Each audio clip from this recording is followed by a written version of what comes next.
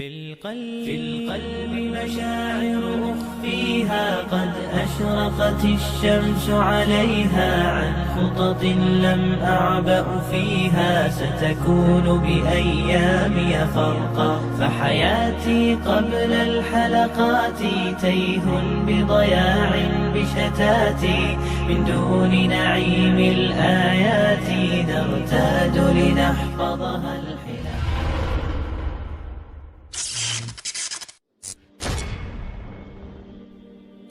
Dahulu di Madinah, di Masjid Nabawi, ada segolongan orang yang tinggal di teras Masjid Nabawi yang disebut sebagai Ahlus Sufah. Mereka tidak punya tempat tinggal dan tidak memiliki pekerjaan tetap, tetapi semangat menuntut ilmu dan ibadah mereka adalah yang terbaik. Salah satu dari mereka itu bernama Julaibib. Rasulullah SAW sangat menyukai Julaibib berdasarkan ketekunan dan kebaikannya. Julaibib sendiri adalah seorang berkulit hitam, bahkan lebih hitam dari Bilal bin Rabah. Kemudian perawakannya adalah pendek, dia tidak tinggi seperti orang-orang Arab. Nama aslinya pun hanya Julaibib tanpa bin. Hal itu tentu sangat aneh bagi orang-orang Arab saat itu yang selalu memakai bin setelah nama mereka, seperti Umar bin Khattab, Utsman bin Affan, atau Ali bin Abi Thalib. Julaibib, ya hanya Julaibib. Hampir mirip dengan nama orang Jawa dulu, ya seperti Supono, Suparmin, Paijo, Paijan tanpa ada bin. Itulah Julaibib. Julaibib dikenal sebagai sahabat pemalu namun tekun dalam menuntut ilmu dan berislam. Suatu hari Rasulullah SAW menemui Julaibib yang saat itu tengah duduk beribadah di Masjid Nabawi. Sebenarnya Julaibib tengah menahan rasa lapar karena pada hari itu ia belum mendapatkan apapun untuk dimakan. Rasulullah SAW bertanya kepada Julaibib, "Wahai Julaibib, apakah kamu mau menikah?" Julaibib terdiam, tidak mampu menjawab pertanyaan Rasulullah. Wajar jika Julaibib terdiam karena ia sama seperti pemuda-pemuda yang sepadan dengannya, dengan wajah yang pas-pasan dan kondisinya yang miskin. Siapakah yang sudi menikahkan putrinya dengan Julaibib? Rasulullah kemudian bertanya lagi kepada Julaibib, "Wahai Julaibib, apakah kamu mau menikah?" Julaibib kemudian menjawab, "Wahai Rasulullah, siapakah yang tidak ingin menikah dan hidup bahagia? Tetapi siapakah yang mau menikah denganku?" Julaibib menunduk malu. Rasulullah SAW kemudian mengajak Julaibib menuju rumah salah seorang sahabat dari kalangan Ansor yang kaya raya. Sesampainya di sana, Rasulullah menyampaikan niatnya kepada sahabat tersebut. Beliau berkata, "Wahai sahabatku, aku ingin meminang putrimu." Mendengar perkataan Rasulullah, sahabat itu tanpa pikir panjang langsung menjawab, "Aku setuju wahai Rasulullah." Rasulullah kemudian melanjutkan, "Tapi untuk Julaibib." Sahabat itu langsung kebingungan. Wah, Julaibib pikirnya, bisa turun kasta jika ia menikahkan putrinya dengan Julaibib. Sahabat itu berkata, "Wahai Rasulullah, aku tanyakan dulu kepada istriku tentang hal ini, apakah dia setuju atau tidak." Sahabat itu langsung ke belakang menemui istrinya. Sementara itu Julaibib serasa mau pingsan. Detak jantungnya seperti tabuhan drum perang. Keringat dingin mengucur dari seluruh tubuhnya. Sementara itu di belakang, sahabat tadi berdiskusi dengan istrinya. "Wahai istriku, Rasulullah datang untuk melamar putrimu," kata sang suami. Sang istri menjawab, "Terima saja, aku tidak keberatan." "Tapi bukan untuk beliau, melainkan untuk Julaibib," kata sang suami. Mendengar nama Julaibib, sang istri berubah wajah. "Apa? Untuk Julaibib? Bagaimana nanti kata orang jika kita menikahkan putri kita dengan Julaibib?" "Aku tidak setuju," kata istrinya. Tanpa disengaja, putri mereka mendengar apa yang mereka diskusikan. Kemudian putri itu menjawab, "Wahai bapak dan ibuku, apakah kalian hendak menolak perintah Rasulullah? Tidakkah kalian tahu Rasulullah tidak akan membawa sesuatu kecuali itu pasti yang terbaik? Terimalah lamaran Rasulullah. Demi Allah, aku menerima Julaibib sebagai suamiku," tegas sang putri. Masya Allah, inilah wanita soleha. Dia tidak melihat seseorang pria dari tampilan fisiknya, apalagi harta bendanya. Mereka hanya melihat kebaikan dan kesolehan laki-laki yang melamarnya. Dan bagi kalian para laki-laki, jangan bermimpi mendapatkan wanita soleha hanya dengan berhayal dan melamun saja. Perbaiki diri kalian. Jangan berpikir bahwa semua wanita selalu melihat rupa dan harta. Jodoh tidak pernah tertukar. Kalau tertunda mungkin, kalau telat mungkin, juga bisa jadi. Tetapi janji Allah itu jelas. Wanita yang baik untuk lelaki yang baik, wanita berzina bagi lelaki berzina. Sahabat tadi kemudian menemui Rasulullah dan Julaibib. Dengan wajah yang lebih tenang, beliau berkata, "Wahai Rasulullah, telah kami putuskan bahwa kami menerima lamaran Anda untuk Julaibib. Sekarang kami tunggu tanggal pernikahannya." Itu keputusan Julaibib. Mendengar jawaban sang bapak, Julaibib bagai ketiban durian 1 ton. Laparnya langsung hilang. Ia seperti bermimpi antara percaya atau tidak. Maka menangislah Julaibib di pelukan Rasulullah SAW, manusia paling ia cintai di dunia ini.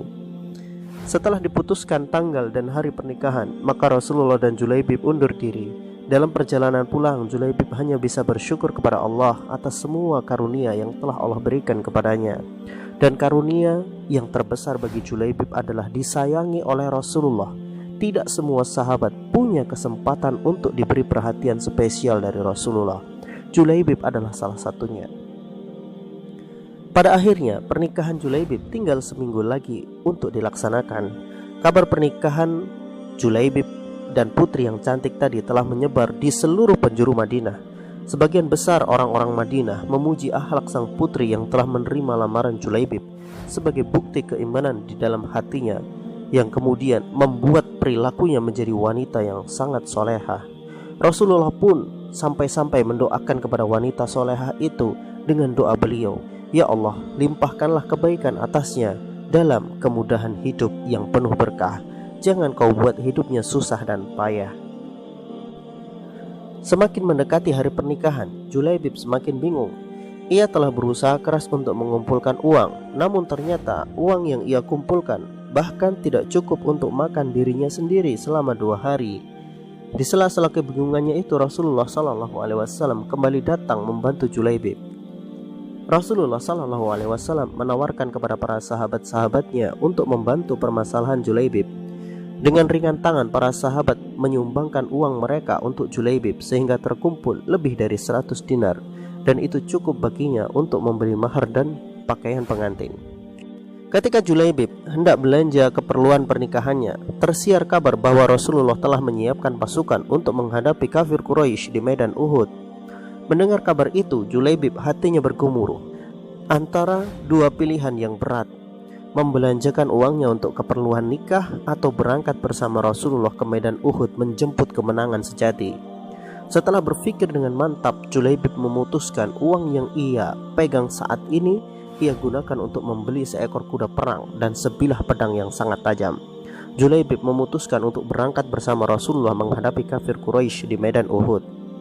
Ketika perang terjadi, Julaibib bersama pasukan yang lainnya dengan gagah berani menghadapi kafir Quraisy. Bahkan ketika kaum muslimin terdesak akibat serangan mendadak dari belakang bukit Uhud yang dipimpin oleh Khalid bin Walid yang saat itu masih belum masuk Islam, Julaibib tidak mundur dan tidak berpikir untuk mundur, sehingga pertempuran usai. Jumlah kaum muslimin yang gugur cukup banyak, hampir seimbang dengan pasukan Quraisy. Di saat itulah Rasulullah SAW dengan wajah yang sangat cemas, beliau bertanya kepada para sahabatnya, "Apakah kalian kehilangan orang?" tanya Rasulullah. Para sahabat menjawab, "Tidak wahai Rasulullah, kami telah menemukan saudara-saudara kami." Rasulullah berkata, "Sungguh aku telah kehilangan seorang Julaibib. Carilah ia sekarang." Rasulullah SAW benar-benar cemas dengan seorang Julaibib. Tiba-tiba salah satu seorang sahabat berteriak, "Julaibib ada di sini wahai Rasulullah." Rasulullah segera menuju tempat itu, dan beliau dapati tubuh Julaibib tertelungkup penuh dengan luka, tusukan, dan tebasan pedang. Di sekelilingnya ada 7 mayat orang-orang kafir Quraisy yang diduga mati di tangan Julaibib. Rasulullah berkata, Julaibib membunuh 7 orang ini sendirian, dan ia juga terbunuh oleh mereka. Rasulullah mengangkat kepala Julaibib dan menyandarkannya di tangan beliau. Binar-binar mata Rasulullah menunjukkan bahwa beliau benar-benar sangat mengasihi Julaibib. Sampai-sampai Rasulullah berkata, "Aku ada di dalam hatinya dan dia ada di dalam hatiku," kata Rasulullah SAW. Dan beliau mengulangi kata-kata itu sampai 7 kali. Masya Allah, lihatlah seorang Julaibib, orang yang sangat biasa, bahkan tidak terkenal namanya, tetapi Rasulullah sangat peduli dengannya. Rasulullah tidak melihat rupa Julaibib, tidak pula melihat warna kulitnya. Di mata Rasulullah, kemuliaan seseorang ada pada hatinya. Pada perang Uhud itu, Rasulullah Shallallahu Alaihi Wasallam kehilangan dua orang yang sangat spesial di hati beliau, Hamzah pamannya sendiri, dan seorang yang datang dari tempat yang jauh, dialah Julaibib. Pasti Anda bertanya bagaimana kabar calon istri Julaibib. Dikisahkan bahwa semua orang akhirnya memahami betapa spesialnya seorang Julaibib. Meskipun Julaibib tidak tampan dan tidak kaya, namun Rasulullah sangat mengistimewakannya. Wanita yang menerima lamaran Julaibib adalah wanita paling beruntung di dunia dan di akhirat. Meskipun pada akhirnya ia tidak menikah dengan Julaibib, wanita itu akhirnya mendapatkan suami yang soleh dan hidupnya dipenuhi dengan keberkahan sesuai dengan doa Rasulullah Sallallahu Alaihi Wasallam untuknya. Wallahu a'lam bishawab. تيه بضياع بشتاتي من دون